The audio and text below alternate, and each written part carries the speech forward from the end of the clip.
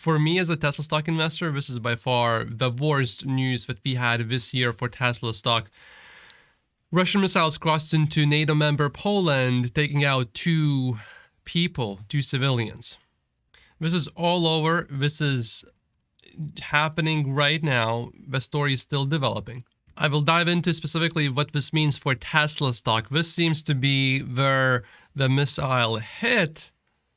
And according to Euronews, this is where the missiles hit.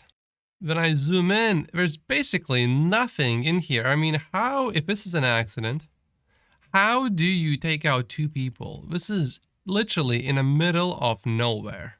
And if we just want to go from the most western, larger city in Ukraine to this location, it's about 2 hours of driving. This is a very big deal because people passed away. And Article 5 says that attack on one is an attack against all. As a Tesla stock investor, not to talk about the world and what that means, I am from one of the Baltic states. This is very worrisome, incredibly worrisome. In fact, this is the number one reason why I left Europe. Everything else was fine except for Russia. Here's the main way that this would be bad for Tesla stock specifically. I don't think it's so much to worry about Giga Berlin, although that would definitely be affected, no doubt about that. It's mostly, think about this, if you are China and you want to take Taiwan, and really the only hurdle is not Taiwan itself, it is US pledging to protect Taiwan. With China fully committed to take the island, and potentially if now USA gets involved directly with Russia, which by the way, I hope it does not happen. That would be the best case. But with people literally being taken out, we have to ask ourselves, is this a coincidence? I don't think this is really a coincidence. For the reason that you shot a missile, there was nothing in the area, basically. How did you manage to take people out? Now, then there's another side why this could lead to basically nothing, which I will cover in a moment as well. But if China sees that US is distracted with a conflict on one side, what better time do you think there would be for China to take the island? And by the way, I have family. My wife is from Taipei originally, and the tensions are at the all-time high. This BBC article came out a year ago, and I asked them, how bad is it? They said, don't you worry, nothing serious is going on. This year, they are not telling me that anymore. Literally, people now are fleeing Taiwan. They are trying to move out. When you see headlines like this, no wonder they are leaving, at least the people that I know. So if US becomes incredibly distracted, and if this escalates, which I hope it does not, but if it does,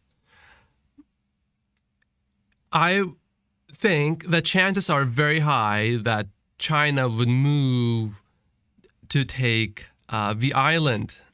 And what do you think then happens to Giga Shanghai? Do you think Tesla will be still allowed to produce vehicles and operate like before? I find that very highly, in fact, I find that extremely unlikely. I believe in Elon Musk being able to pull rabbits out of his pockets, basically, out of a hat. But this one would be, I would give that a probability of near to zero. If China moves to take the island, I think those two countries would be in a conflict. And any company that is a US company operating in China, I don't think they would be able to continue operating unless US just says, fine, take the island. But I find the probability of US not doing anything extremely unlikely. The official commitment being, yes, we will basically defend.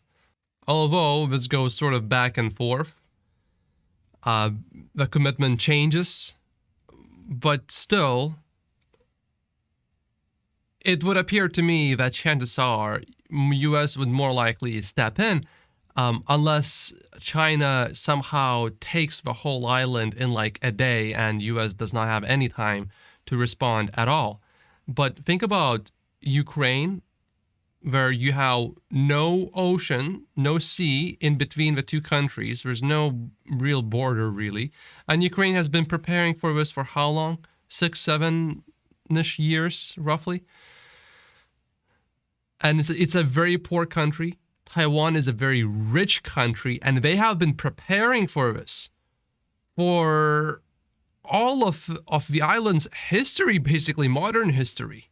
At least at a first glance, it would appear that for Russia to take Ukraine, that's easy. In relative terms, when I look at China versus Taipei, Taipei is rich, and they have been preparing, if you just look at this number here, because the tensions always have been there. This fight, Taiwanese think, has been inevitable for 70 years, and the government also believes that, so they have been preparing for 70 years. So I really do not believe this would be a quick fight. It was reasonable to believe that the Ukraine fight would be very short, maybe a few days, maybe 1 week, maybe a little bit longer, certainly not half a year. Taiwan, Taipei, I think that would take a lot longer.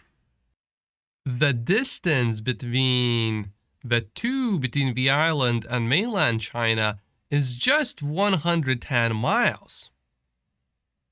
It would appear not to be that big, but actually, in conflicts, it is very big.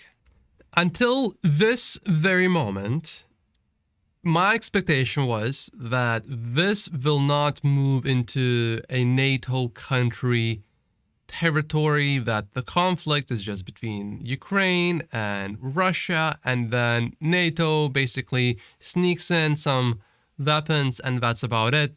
But no direct confrontation between Russia and US or NATO.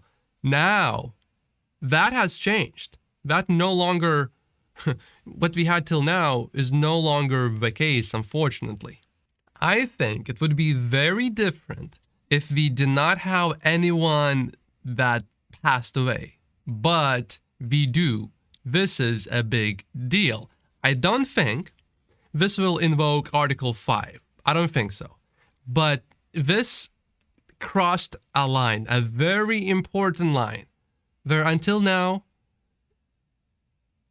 US basically wasn't involved very directly. But now, that line has been crossed, unfortunately. There is one silver lining, though. If I was Ukraine, although, however, Ukraine is winning right now, so it would be, or is doing relatively well. So it would be hard to imagine why they would do this, but still something to consider. If I was in Ukraine, and if I was Ukrainian, which I'm not, but if I was, and if I wanted my country to win, one thing that I would perhaps do, if you are willing to do anything necessary at all, is to fabricate an attack that would appear to be from Russia to kill, basically taking out someone from NATO, civilians or not. That's something to think about. Now, we do have reports, and this is from Associated Press, which I would think is more trustworthy, although nothing is 100%, especially during uncertain times like this. This report says that a senior U.S. intelligence official said missiles crossed into NATO member Poland and killed 2 people. Then a second person told Associated Press that apparent Russian missiles, the keyword here is Russian, struck a site in Poland about 15 miles from the Ukrainian border. I assume because they do not indicate the credentials of the second person that this is not a person from the military. However, this person is, but this person is not specifying that this is indeed a Russian missile. Pentagon has not really said anything. They just said that they are looking into the situation, but they are not going to say much yet other than they are just looking into it. Of course, Russia is stating that this has nothing to do with them, that they did not do this, and of course, that is 100% to be expected. Of course, that is to be expected. Russia denies it plans to invade Ukraine. Putin's remaining options are risky. This is January 28th. And then very quickly after that, we know what happened. If it is Russia that did this, they are simply testing what is going to be the response. This is not going to be a direct invasion from NATO to Russia now. I really don't think so. They're just testing how strong is the response going to be. Of course, this could be a missile that was maybe intercepted and then it got off course and then somehow miraculously in the middle of absolutely nowhere, it just so happened to hit an exact place with 2 people. That is a possibility.